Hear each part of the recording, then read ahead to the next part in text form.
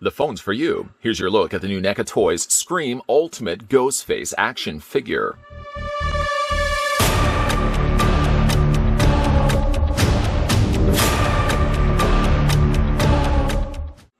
The icon of Halloween returns with this brand new Ultimate Edition action figure, featuring over 25 points of articulation and real fabric cloak.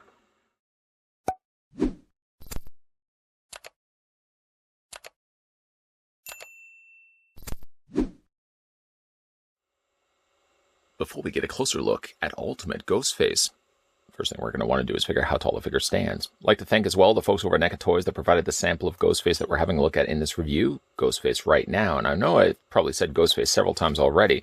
It's available right now in retail stores and online as well. The figure stands 7.4 inches in height. We can switch that to centimeters, revealing that Ultimate Ghostface, said it again, is 18.9 centimeters tall. For some size comparisons, I thought we'd take a trip down memory lane and have a look at some of the previous released Ghostface figures, at least from NECA Toys.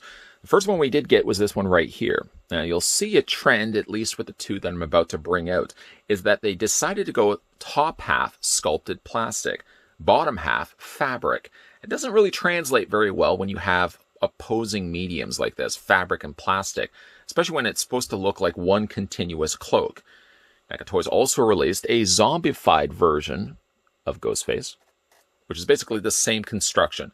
Top half plastic, lower half fabric.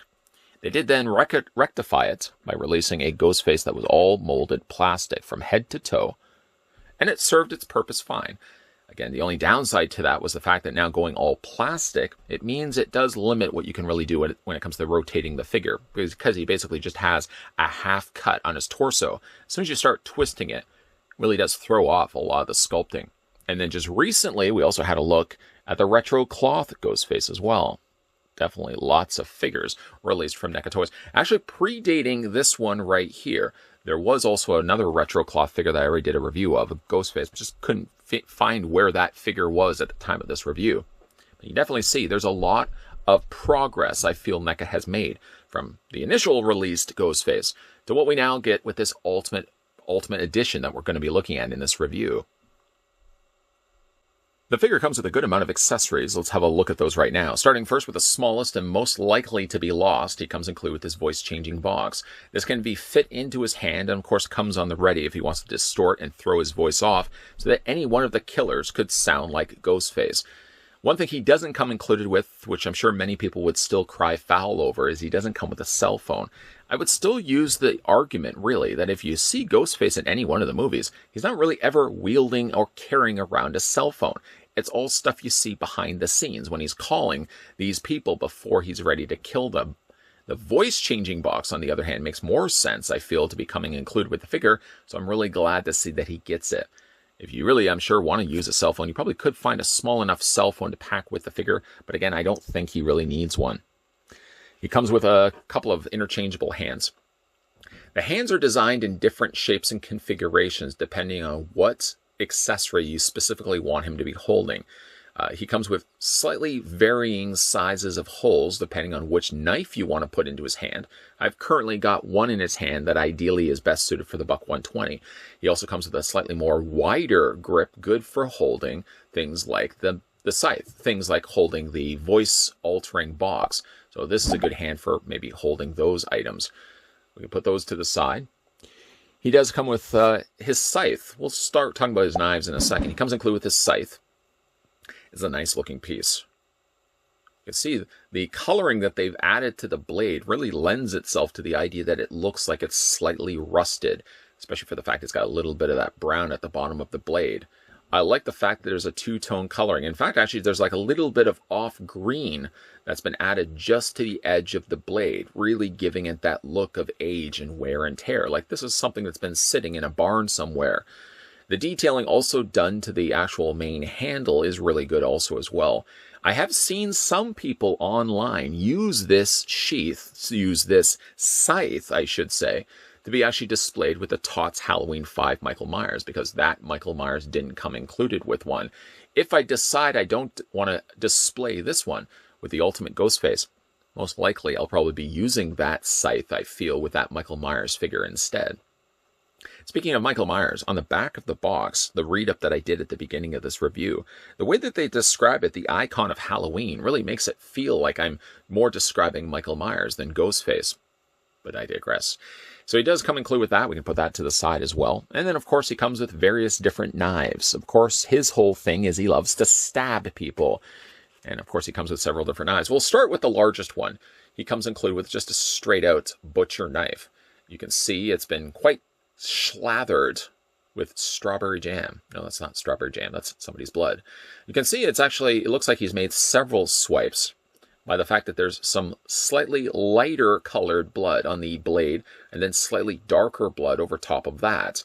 Now, I'm no detective, but I believe that would mean that somebody has been slashed once and maybe then he's gone back for a second slashing. That's lovely. You can see both sides of the blade have been painted rather nicely. Again, I like the idea that there's more than one color and shade of red, that they just resort to using the one. A little bit of black, unfortunately, has made its way from the handle onto this part of the blade. But overall, I'm pretty happy with using this knife, even though this is probably not going to be the knife that I'm going to display with the figure. He comes included with a hunting knife that I'm not certain the name. Oh, no, that's not the one, actually. It's this one right here. You can see that it does have a slightly more wooden handle to it. I'm trying to pinpoint which Scream this was used from, possibly Scream 3. You can see it does have the wooden handle there on the end. Slightly a little bit more carved in there. Again, a little bit of black, unfortunately, has made its way onto the guard of the knife, but like the other, you can see it's been quite saturated and covered in blood. My preferred knife, the one I immediately started talking about and quickly had to correct myself, is of course the Buck 120, his main go-to knife of choice. I feel like this blade could be slightly longer. I know in Scream 4, I believe, he has a variation of that, where it's a slightly longer blade. It's really quite oversized. This is more like the traditional knife I would likely display with the figure. Again, you got a fair bit of blood added to the blade. I really like that. So those are the accessories that come included with the Ultimate Ghostface. Of course, he does come with some swappable heads as well. I suppose really we could look at his defaulted head sculpt first, and then we'll focus our efforts at looking at the swappable heads he comes included with as well. If you want the more OG look of Ghostface, you get this one presented in front of you. It's just your traditional Ghostface mask, and it does do the job quite well, I must say. Of all the masks we've looked at, of all the Ghostface figures we've looked at, this might be my favorite, and I feel it's the closest to the movie. Now, the mask is inside. Essentially what it is if you peel the hood back, because this is the way that you're going to want to swap the heads out. You're essentially getting a full head with the mask sculpted over top of it. And then this part of the hood simply just stretches across and fits around to the front. Give you a detailed look on the side there. I mean, they did go the extra mile of sculpting things that you probably wouldn't even see on the mask anyways. Specifically like the side sections here. You're either probably going to be seeing it like this, or you're going to be seeing it like this because obviously the hood is going to be covering over top of that. So there you go. I like this one, and obviously this is going to be my go-to mask of choice. But he does come with slightly other variations to that. Well, we look at the closest one, I suppose. He comes with the blood-covered mask. Again, it's not much different to the one that we're looking at already on the sockets of his shoulders. But then there's this one right here, where you can see there's some splattering of blood across the eyes and across the mouth. If you prefer your Ghostface to have the blood, there you can always go this route of displaying the figure with this option instead. It works all the same way. I mean, if you look even at the head sculpt, the head looks the exact same. So I'm guessing they probably used the exact same mold and then just tooled different faces that, of course, then were attached to the front of the head. I'm not going to swap this one out, but I'll show you guys another one here in a second. He does also come included with what many people have coined the zombie mask.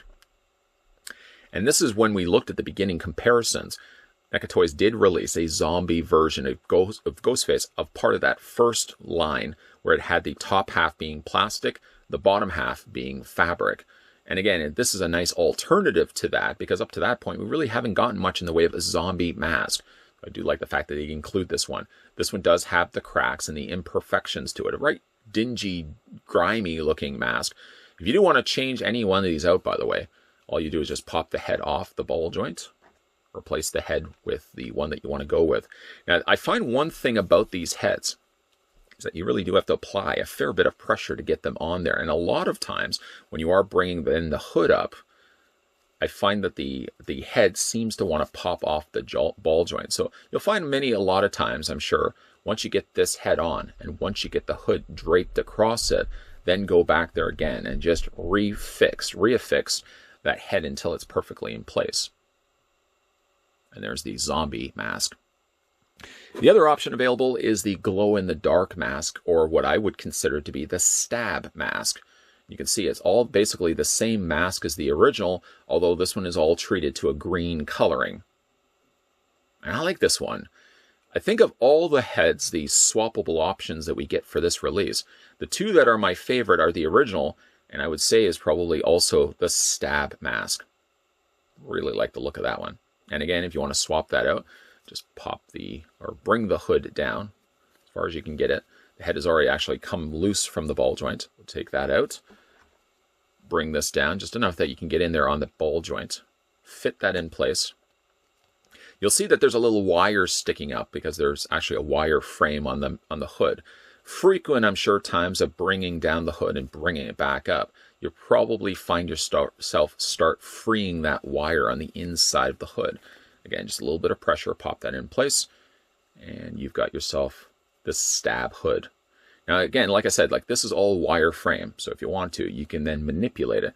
Get it around, of course, the face completely, and then just from there, kind of widen the hood if you want to, or you can reduce it if you want to as well. I would probably be inclined to maybe pick up more than one of these. Simply just then I could display the traditional OG Ghostface mask, and then maybe use one other figure with maybe this mask right here.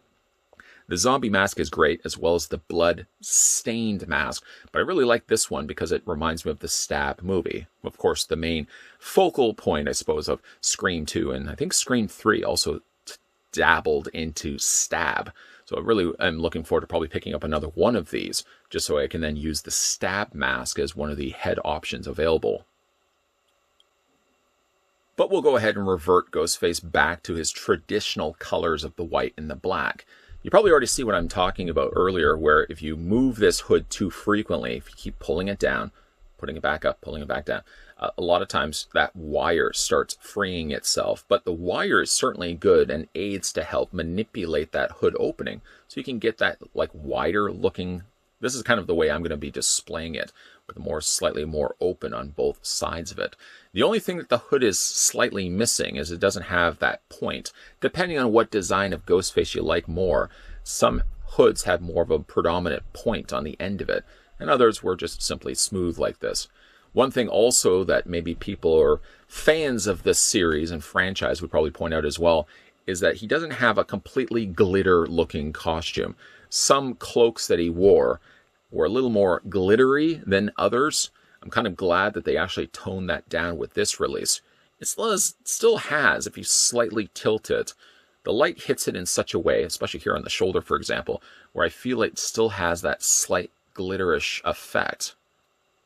Just not to the extreme. I think they toned it down just the right amount, that it still has the look of it from the movie, but it's not too extreme.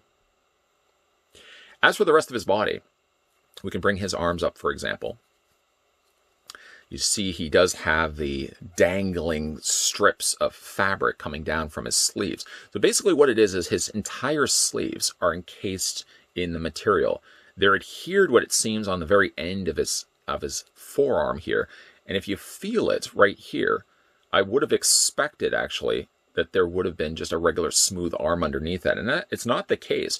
It seems what they've done is they've sculpted an actual, not clothed body underneath this, but it does have texturing to it. Let me just bring that fabric back slightly so you guys can see it. There's little ridges to the plastic underneath. It's really smart the way they did that, because when the fabric stretches across that, it almost contours it in such a way so you don't have that just real loose draping fabric. It's everywhere. Like when you feel here, and especially even up on the bicep area, it does feel like they've sculpted a fabric body underneath there in plastic. So again, when the fabric sits on it, it sits on it in such a way that it gives it some extra volume and it gives it some extra contouring as well. Really smart the way that they've done that.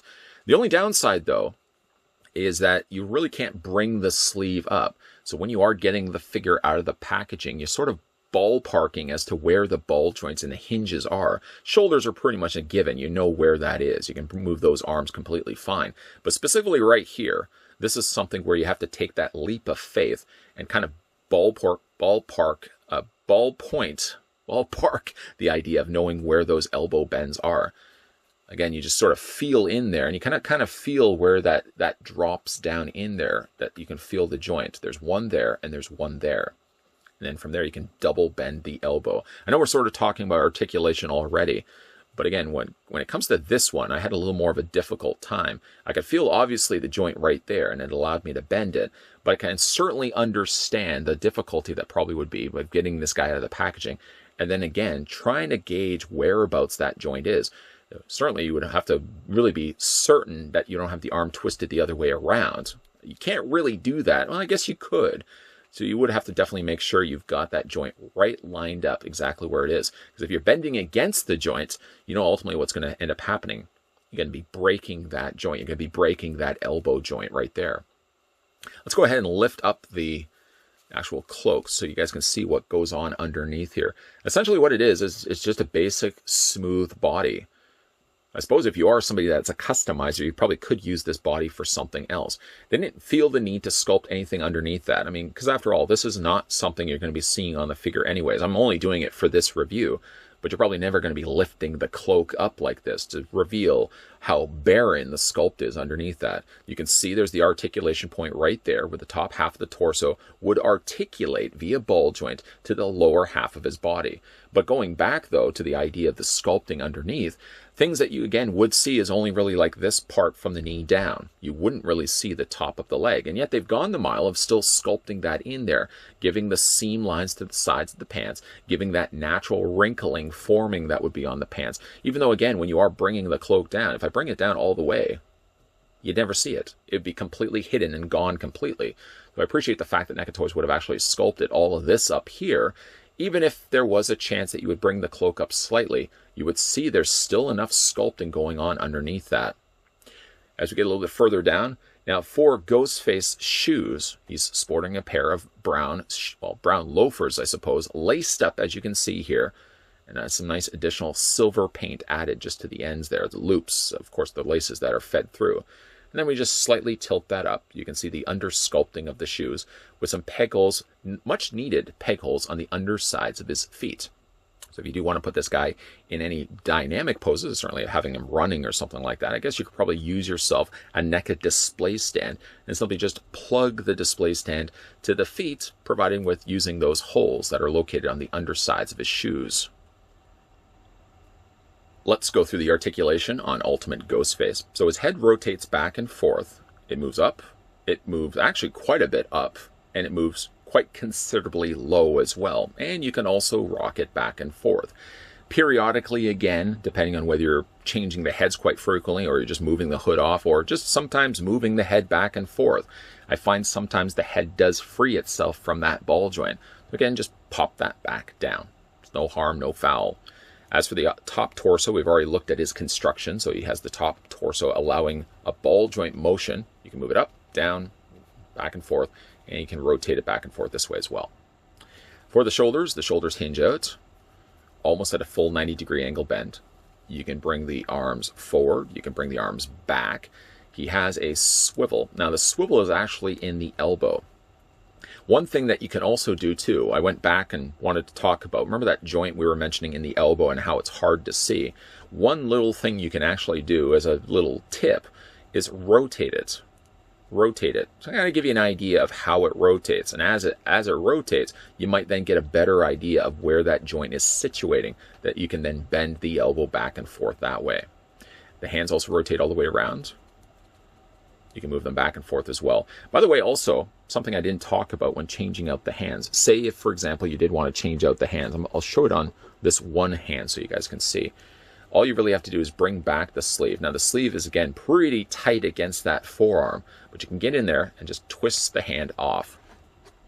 The socket is a little harder to see, but it's in there, and it's not going anywhere. It looks like, again, that they probably have glued the sleeve, I'm sure, to the forearm.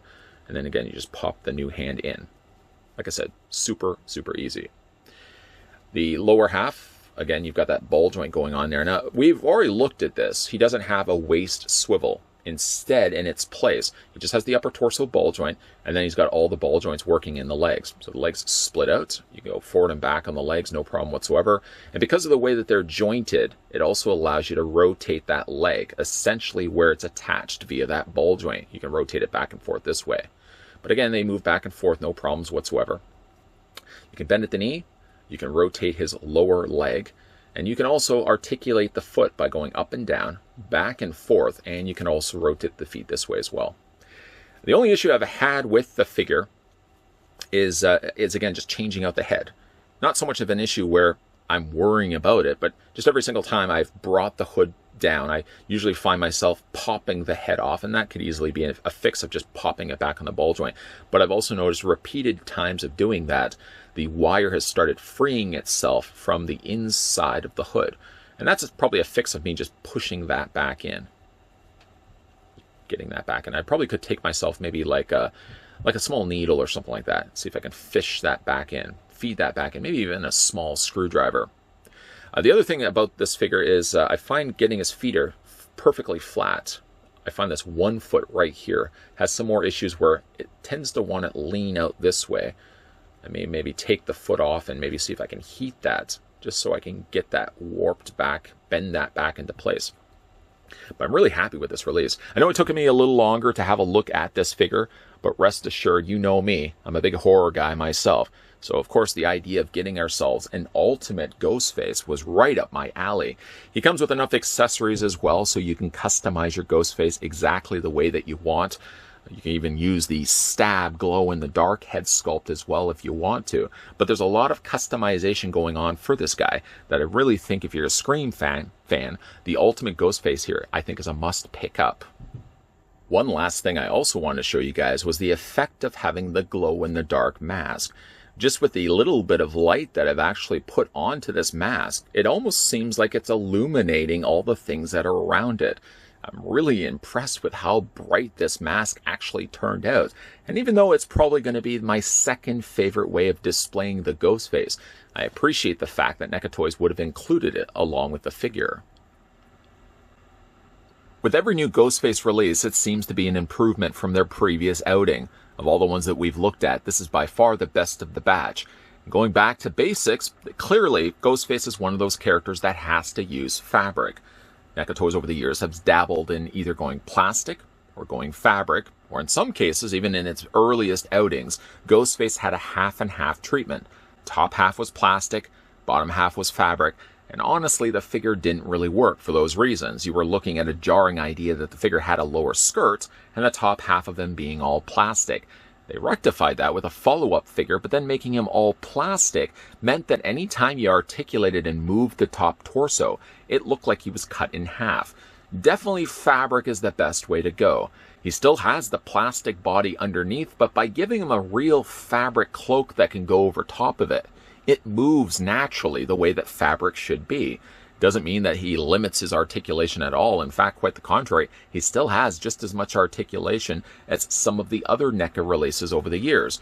Just again, this one's going fabric, and I think that's the best route they could have gone with it. Not only are you getting a great looking Ghostface, but you're getting tons of different accessories, swappable options. He has 4 swappable heads, so if you decide you don't want to go with that OG white face, you can instead go with a blood splattered face, a zombie face, or even a glow-in-the-dark stab face. And I really like the fact that we get those options. He still doesn't come with a cell phone or any phone to speak of, but again, I want to use the argument, Ghostface really is never seen on screen wearing or carrying around a phone with him. He's carrying around his voice box, but anytime you hear Ghostface on the phone, it's from the other line. You never really see him with a cell phone. So I'm okay for the fact he doesn't come with a cell phone because he comes with so much other things as well. This is by far the ultimate Ghostface. If you've managed to pick this one up for yourself, let me know down below in the comments section What do you guys think of the Ultimate Ghostface? I'd also like to send out a big thank you to the folks over at NECA Toys that provided the sample that we had a look at in this review. Ultimate Ghostface is available right now in retail stores and online as well. So if you're a big fan of Scream, definitely will want to be picking this one up and adding it to your collection. As for the video question for today, what's your favorite Scream? It could also even be including the Scream TV series. The first Scream TV series was good, even though it didn't really follow the traditional Ghostface. The second MTV Scream series was a little bit more closer to the movies, but had a really dismal storyline, and the reveal of the killer was ridiculous. But your video question for today is, what is your favorite Scream movie or TV series? I always like reading your comments down below. Also, if you're new to the channel and you're liking all the content you're seeing, consider the idea of hitting that subscribe button down below, turning the bell notification on, and of course, come back to this channel Monday to Friday, 12 p.m. and 2 p.m. Eastern Standard Time, as that's when we have new videos always popping up. There's going to be tons of new NECA reviews also lined up and coming your way as always. So, as always, guys, thanks for watching as you always do, and I'll see you guys next time.